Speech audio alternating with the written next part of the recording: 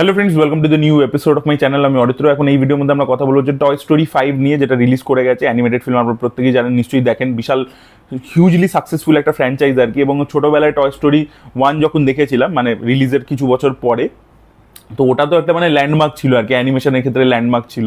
এবং আপনারা প্রত্যেকেই জানেন স্টিভ জবস আর কি যুক্ত ছিল আর কি ওই ছবিটার সাথে। 86-এ আর কি তারা লুকাস ফিল্মসের যে গ্রাফিক্স ডিভিশনটা সেটা নিয়ে নেয়, দিয়ে পিক্সার নাম দেয়, এবং সেখান থেকে জার্নি শুরু হয়েছিল। এবং it was very expensive film at that time, এবং সেটা একটা বিশাল রেকর্ড করে। আমি পার্ট 1-এর কথাটা ইচ্ছে করে তুললাম, তার কারণ হচ্ছে পার্ট 5টা is a mirror image of part 1 actually.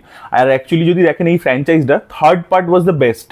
Toy Story 3 is the best among in this franchise. এবং সেখানে কিন্তু ওই যে মানে ট্রিলজিটার গল্পটা কিন্তু কমপ্লিট হয়ে গেছে, ঠিক আছে। যে একটা লোক এবার তাকে মুভ অন করতে হবে, সে বড় হয়ে গেছে, এবার আর টয়েসগুলো থাকতে পারবে না। তো সেখানে একটা ওই গল্পটা একটা ক্লোজার ছিল আর কি। পার্ট 4টা পার্ট 3-এর স্ট্যান্ডার্ডের তো অবশ্যই হয়নি।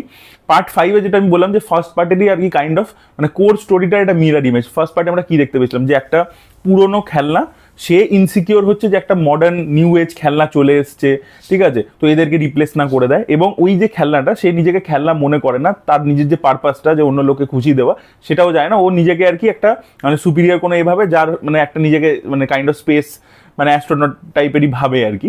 তো এই দুটোর আর কি, এবং এই দুটো টয়ের রাইভেলরি ইত্যাদি নিয়ে ছিল। এখানেও ঠিক সেম টাইপেরই একটা গল্প। এখানে আমরা দেখতে পাচ্ছি যে টয়েসরা এবার দে আর থ্রেটেন্ড বাই টেকনোলজি। কারণ আপনারা জানেন আজকালকার দিনে বাচ্চারা মোবাইল অ্যাডিক্টেড, ট্যাবস, আইপ্যাডস, ঠিক আছে, এখানে লিলি প্যাড বলে নাম দিয়েছে। তো সেটার প্রতি বাচ্চারা অ্যাডিক্টেড হয়ে পড়ছে আর কি। তো সেখানে টেকনোলজি কীভাবে বাচ্চারা আর কি মানে বাচ্চাদের সাথে মিশছেন, একটা যেরকম শর্ট আছে যেটা খুব ইম্প্যাক্টফুল অ্যাকচুয়ালি, যে সবকটা বাড়ির মধ্যে খালি একটা বাচ্চা মেয়েটা খেলনা নিয়ে খেলছে, বাকি সবকটা বাড়িতে প্রত্যেকটা বাচ্চা ট্যাব নিয়ে বসে আছে।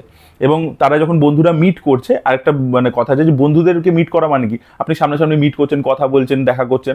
এখানে হচ্ছে ভার্চুয়ালি আপনি কথা বলছেন, ভার্চুয়ালি কানেক্ট করছেন, এবং বন্ধুর বাড়িতে গেছেন, সেখানেও প্রত্যেকে নিজের নিজের সোফায় বসে আছে, ট্যাব নিয়ে খেলছে। তো এটা একটা খুব সিরিয়াস প্রবলেম, আজকের দিনে প্রচণ্ড রেলিভেন্ট।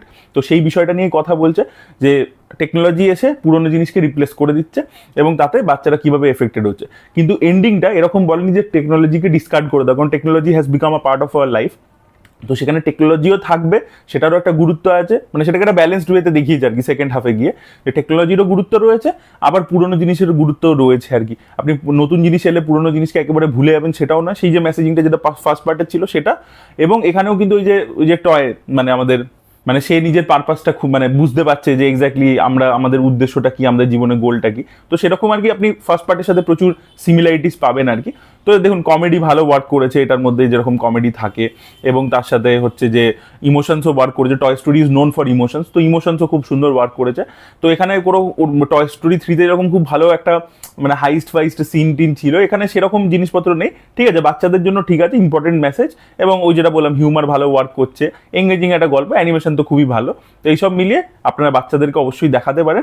আগের ছবিগুলো আমার মনে হয় টয় স্টোরি 1 বা 3, এই দুটো ছবি যদি আমি বলি, এগুলো না বড়দের জন্য মানে বড়রা দেখলেও মজা পাবে আর কি। এই ছবিটা যেন স্পেসিফিক্যালি একটু বাচ্চাদের জন্যই মানে বেশি করে মনে হয়েছে আর কি আমার।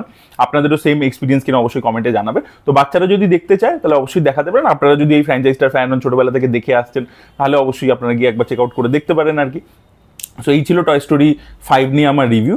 আমার ডিসেন্ট লেগেছে আর কি, ঠিক আছে। মেসেজিংটা খুবই ভালো, বাট বাকি স্টোরিটা যে প্রচণ্ড থ্রিল ইত্যাদি রয়েছে সেইগুলো নেই আর কি, ঠিক আছে। মানে যে প্রচুর মজা থাকবে, প্রচুর এক্সাইটমেন্ট প্রত্যেকটা সিনে, সেটা আমি খুব একটা পাইনি আর কি। তো তা বলে বলছি না একেবারে মানে না মানে আনওয়াচেবল আর কি, যেহেতু কমেডিটা ভালো ওয়ার্ক করেছে, ওই ইমোশনটা খুব ভালো ওয়ার্ক করেছে, তো তাই জন্য আপনারা দেখতে পারেন। সেটাই বলা ছিল। আপনাদের কি রিয়াকশন অবশ্যই কমেন্ট লিখে জানাবেন। Thank you so much, bye by.